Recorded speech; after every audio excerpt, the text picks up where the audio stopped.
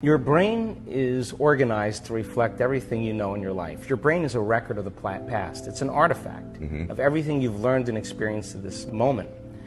Feelings and emotions are the end product of past experiences, and we can remember experiences better because we remember how they feel.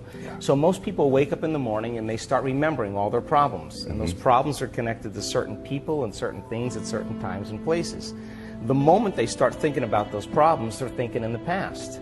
Those problems have an emotion associated with them, and the moment they start feeling those emotions, the body, as the unconscious mind, doesn't know the difference between an experience that's creating an emotion and the emotion the person's fabricating by thought alone. Now, thoughts are the language of the brain, and feelings are the language of the body. And how you think and how you feel creates your state of being. So most people's entire state of being, when they start their day, is already in the past. So you have a choice. The choice is, you're either defined by a vision of the future, or you're defined by the memories of the past.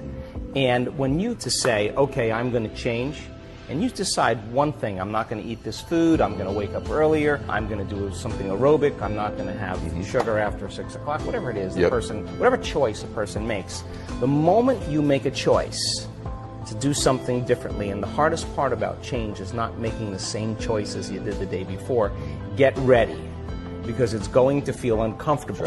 It's going to feel unfamiliar. There's going to be some uncertainty and unpredictability, and that's the moment the game is on.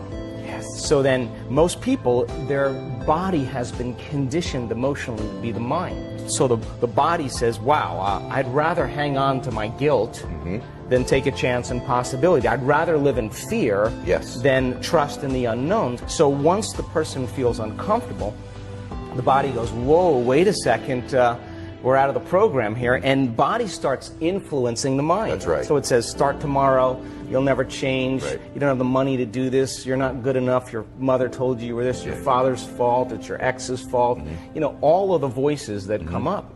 Now here's the deal, if you respond to those voices, those same thoughts as if they're true, by the way, they're always going on behind the scenes of your awareness, but now they're amplified because you're outside your comfort zone.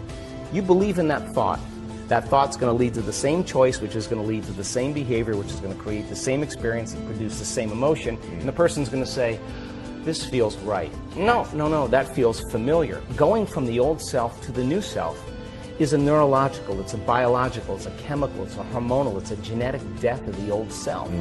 And people will say to me, in that void, in that unknown, I can't predict my future. And I'll say to them, the best way to predict your future is to create it. Not from the known, but from the unknown. Love it. So close your eyes now and think about that vision.